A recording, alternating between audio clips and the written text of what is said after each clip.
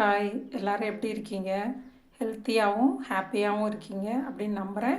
அப்படி இருக்கணும்னு ஆசைப்பட்றேன். Welcome to our channel. இன்றைக்கி நம்ம என்ன பார்க்க போகிறோம், அப்படி என்ன ரெசிபி பார்க்க போகிறோம் அப்படின்னா, மஷ்ரூம் வச்சு தான் செய்ய போகிறோம். மஷ்ரூம் சிந்தாமணி.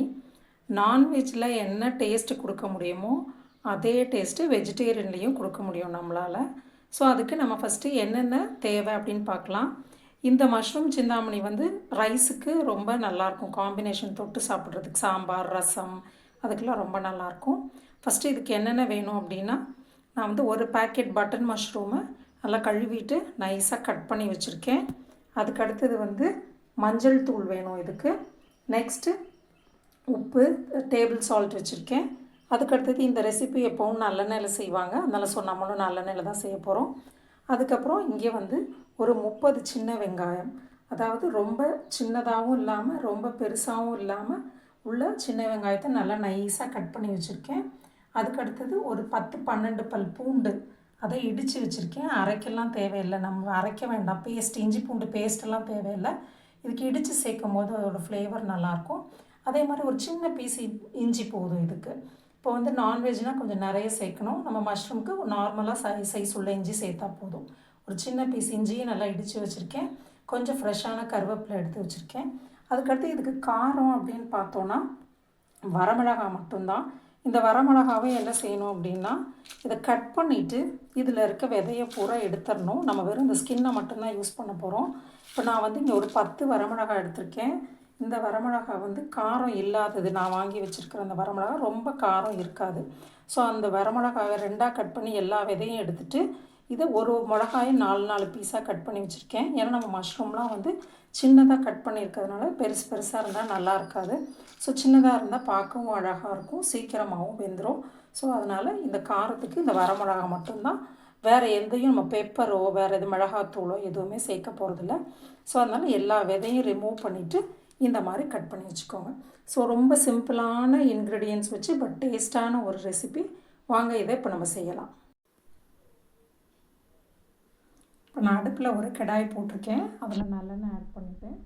கொஞ்சம் நல்லெண்ணெய் கூட தான் ஆட் பண்ணியிருக்கேன். இப்போது எண்ணெய் நல்லா சூடாகுது. சூடானவுடனே நம்ம ஃபஸ்ட்டு வந்து இதில் தாளிப்பெல்லாம் எதுவும் கிடையாது. நம்ம சின்ன வெங்காயத்தை அப்படியே ஆட் பண்ணிக்க வேண்டியதான். அதில்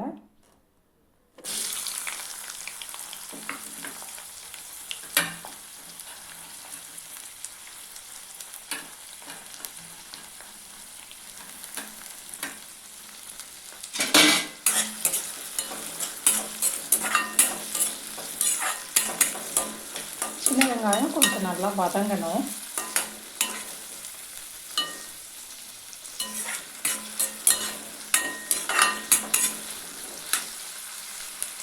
கொஞ்சம் கலர் மாதிரி வதங்குற வரைக்கும் நம்ம வெயிட் பண்ணுவோம்.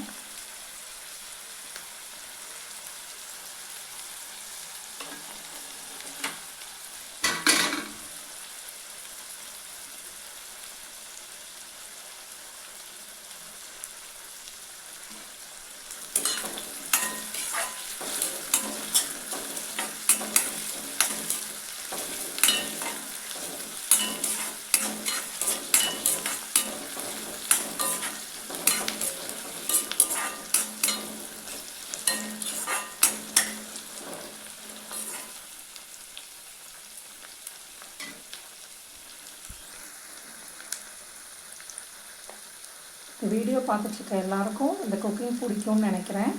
நீங்கள் சப்ஸ்கிரைப் பண்ண மறந்துடாதீங்க. நீங்கள் சப்ஸ்கிரைப் பண்ணிங்கன்னா அது எனக்கு ஒரு நல்ல பாசிட்டிவ் மோட்டிவேஷனாக இருக்கும். அது அடுத்தடுத்து நல்ல நல்ல ரெசிபீஸ் கொடுக்குறதுக்கும் எனக்கும் ஒரு எனர்ஜெட்டிக்காக இருக்கும். ஸோ ப்ளீஸ் சப்ஸ்கிரைப் பண்ண மறந்துடாதீங்க. சப்ஸ்கிரைப் பண்ணிவிட்டு நீங்கள் பாருங்கள். இந்த ரெசிபி உங்களுக்கு பிடிச்சிருந்துச்சுன்னா உங்கள் ஃப்ரெண்ட்ஸ்க்கு எல்லாமும் ஷேர் பண்ணுங்கள். அதுக்கப்புறம் லைக் பண்ணுங்கள். உங்கள் கமெண்ட்ஸ் எல்லாமும் நான் எதிர்பார்க்குறேன். நான் இப்போ ஓரளவுக்கு வெங்காயம் நல்லாவே வதங்கியிருக்கு. இப்போ நம்ம என்ன பண்ணலான்னா, ஃபஸ்ட்டு இப்போ இதில் நம்ம இடித்து வச்சுருக்க பூண்டை ஆட் பண்ணலாம். எப்போவுமே பூண்டு நறுக்கி போட்டால் அதுக்கு ஒரு ஃப்ளேவர், இடித்து போட்டால் ஒரு ஃப்ளேவர், இஞ்சி பூண்டு பேஸ்ட்டு போட்டோன்னா அதுக்கு ஒரு ஃப்ளேவர். எப்போவுமே இடித்து போட்டால் அது டிஃப்ரெண்ட்டாக ரொம்ப நல்லாயிருக்கும். நல்லெண்ணெயில் இந்த பூண்டெல்லாம் வந்து இந்த மாதிரி வதங்கும் போது நல்லாயிருக்கும் இந்த ஃப்ளேவர். அடுத்தது இஞ்சியும் ஆட் பண்ணிக்கலாம். இது ஒரு 2 மினிட்ஸ் நல்லா வதங்கட்டும். இஞ்சியும் பூண்டும் வாசம் நல்லா இருக்குது. கண்டிப்பாக ட்ரை பண்ணி பாருங்கள். ஒரு 5 minutes to 10 minutesல நம்ம இதெல்லாமே சின்ன வெங்காயம் உரிக்கிறது மட்டும்தான் கொஞ்சம் டைம் ஆகும். இதை மட்டும் உரித்து ரெடி பண்ணிட்டோன்னா ரொம்ப குயிக்காக பண்ணிடலாம் அந்த ரெசிபி. டேஸ்ட்டாகவும் இருக்கும். இதுக்கு வந்து இன்க்ரீடியன்ஸும் ரொம்ப கம்மி. நம்ம நிறைய ஸ்பைஸ் பவுடர் அது இதுன்னு எதுவுமே தேவையில்லை. ரொம்ப நல்லாயிருக்கும்.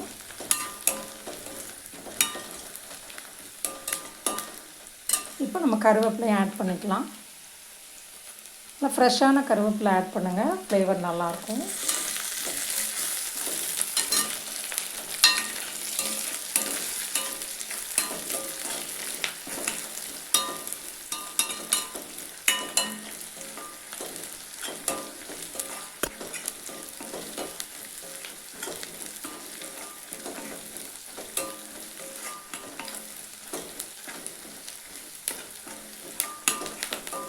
வாசம் சூப்பராக இருக்குது.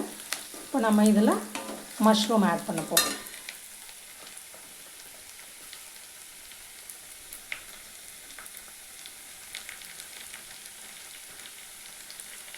அதுக்கு முன்னாடி மிளகாய் ஆட் பண்ணிக்கலாம். மிளகாய் லைட்டாக வந்து நம்ம இந்த ஆயிலில் லைட்டாக ரொம்ப வறுக்கக்கூடாது. அப்புறம் வந்து கலர் சேஞ்ச் ஆகிரும். லைட்டாக மிக்ஸ் பண்ணிவிட்டு மஷ்ரூம் ஆட் பண்ணிக்கலாம்.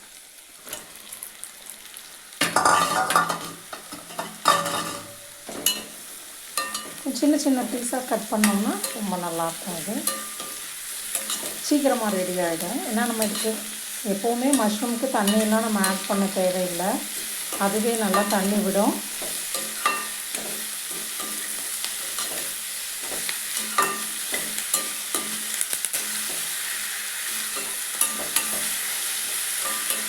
எல்லா மஷ்ரூம்லேயும் ஆயில் படுற மாதிரி மிக்ஸ் பண்ணிவிட்டு மஞ்சள் தூள் ஆட் பண்ணுங்க.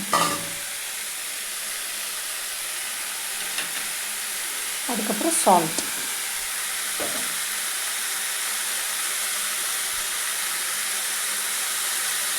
டேபிள் சால்ட் ஆட் பண்ணுங்கள். கல் உப்பு ஆட் பண்ணாதீங்க.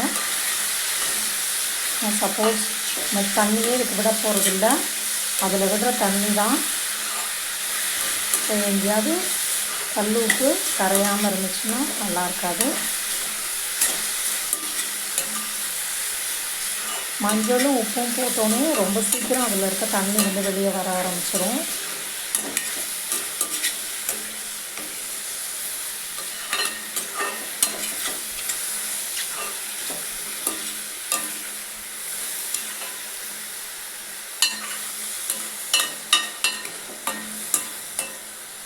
இப்போ நான் அடுப்பை சிம்மில் வச்சுட்டு 5 minutes வரைக்கும் மூடி வைக்கிறேன்.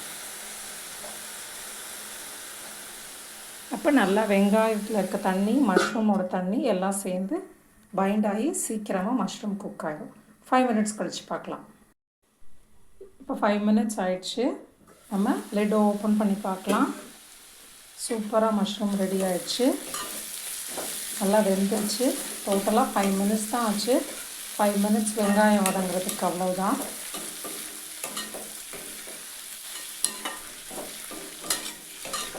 அடுப்பு லைட்டாக ஃபுல்லில் வச்சுட்டு லேசாக மிக்ஸ் பண்ணி விட்டுறேன். எல்லாம் வெந்துருச்சு நல்லா. அவ்வளோதான், நம்மளோட மஷ்ரூம் சிந்தாமணி ரெடி ஆயிடுச்சு. ரசம் சாதம் சாம்பார் சாதம் எல்லாத்துக்கும் ரொம்ப டேஸ்ட்டாக இருக்கும். இது கொஞ்சம் ஆயில் கூட இருந்தால் தான் இது நல்லாயிருக்கும். ஸோ இப்போ நம்ம இதை வேறு பாத்திரத்துக்கு ட்ரான்ஸ்ஃபர் பண்ணிவிட்டு பார்க்கலாம். ஸோ இப்போ நம்ம வேறு பாத்திரத்தில் மாற்றியாச்சு. நம்மளோட சைட் டிஷ் வந்து இப்போ ரெடி ஆகிடுச்சு.